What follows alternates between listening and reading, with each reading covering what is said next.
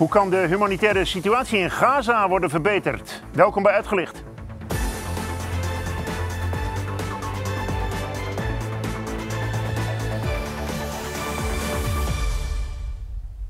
Goedenavond. Protesten aan de grens tussen Israël en Gaza zijn afgelopen vrijdag flink geëscaleerd.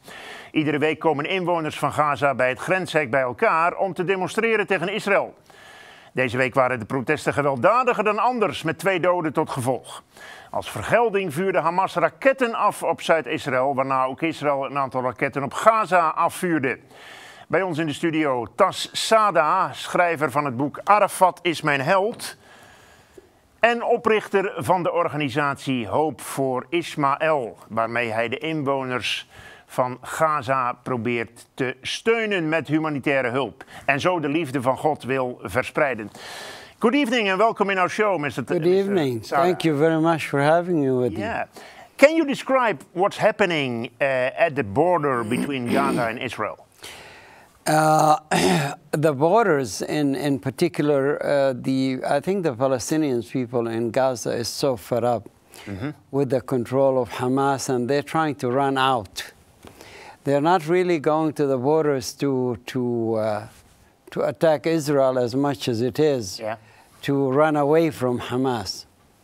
And unfortunately, the situation escalates because, of course, the Israelis are concerned about their security. Yeah.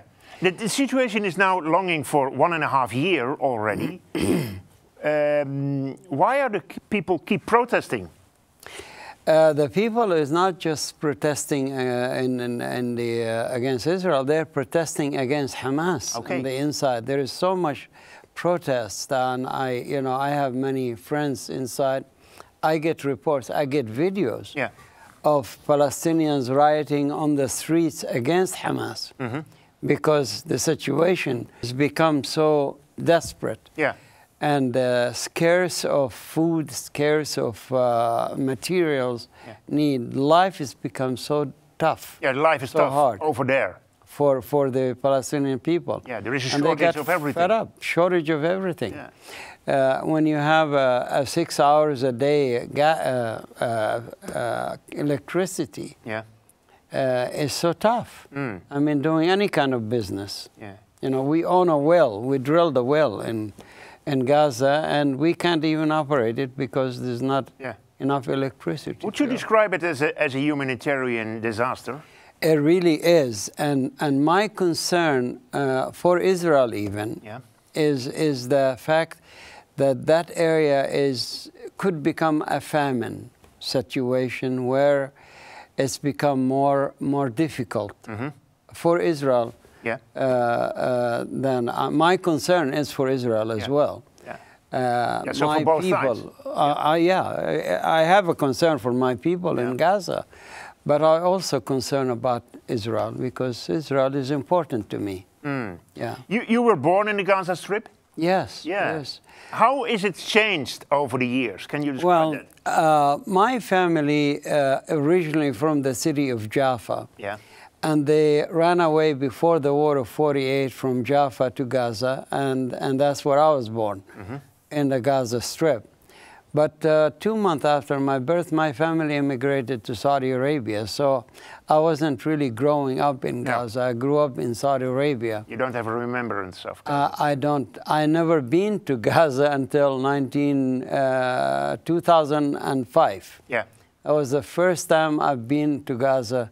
And I went to the spot where I was born, when my parents were had a tent there as refugees. And that's when the Lord really spoke to me so clearly and said, it is time for you to return to your roots. And that's when I prepared, my wife and we went to Gaza to work, to help in Gaza. And I was there for about almost 2 years, and Hamas discovered what I was doing, and they attacked. And luckily, I was outside the United States at the time, and they destroyed everything that we started. But from the time that I was there, I can feel the desperation of people, even though it was not so closed off yet. But they already, people are already looking for different things. They realize Allah and Islam is not really the true religion of God. And so we were able to convert so many Muslims.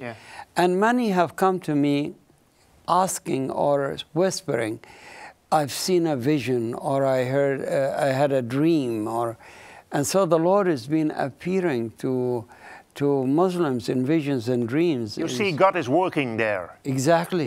Exactly. And so we were able to convert at the time 108 Muslims to the Lord in less than 2 years' time. Let's go back to the humanitarian situation. Sometimes Gaza Strip is called the largest open-air prison in the world. And that is true. And that's true. That is true. And that's not because of Israel, it's because of Hamas. Yeah, because of what's within the Gaza Strip is happening. Because of what is in. Because it's closed off, even on the Egyptian side, it's closed off. And because of the violence of Hamas and the Brotherhood of Islam and all of that, Islamic extremism. You said Egypt. Egypt offered last week some financial help to the Gaza Strip if Hamas agreed with a permanent ceasefire with Israel. Do you think that will help? Hamas is let me put it this way. They are deceivers. And they use deception to achieve their goals. And that's the nature of Islam. Deception is part of Islam and the religion of Islam. And so Hamas, accepting this offer, they would accept it for a temporary reason, or just to get themselves in a stronger position. That's all it is. So it's not because of the people, but because of the politics. They care less about their people, sadly I say. Sadly I say. You help the people of Gaza with your organization, Hope for Ismail? Yes, it is. Is it difficult to help them? It is. It's really difficult to get support and help. But we try in different ways I can't speak openly about how we get it there, but we get the help to them. And other people fleeing away, do they go? Do they leave Gaza and go to other countries? It's not that easy, but some of them are leaving Gaza and they're going to Turkey or Armenia or even to Europe, quite a bit to Australia. Once they get a situation, they get an opportunity to leave, they leave. And they are leaving. They are. Even doctors are leaving. And that's the scary part also. Even doctors are giving up because of the scarce of medicine. They can't even work to help people. I read a quote from you. Not every Christian can go on a mission to the Middle East. That's why God brings Arabs to us. Yes. I say that because of the scarce situation and the danger situation for missionaries when they go to the Middle East. And the limited numbers of people. We talk about one missionary for every 1 million Muslims. And that's a very small part. I think so. So I believe God is say, okay, you're not coming?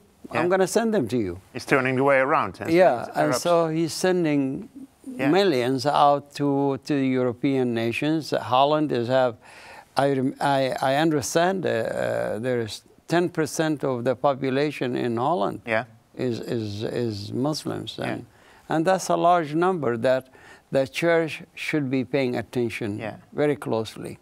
How? To take advantage of that. How can they do that? The church needs to be open and friendly.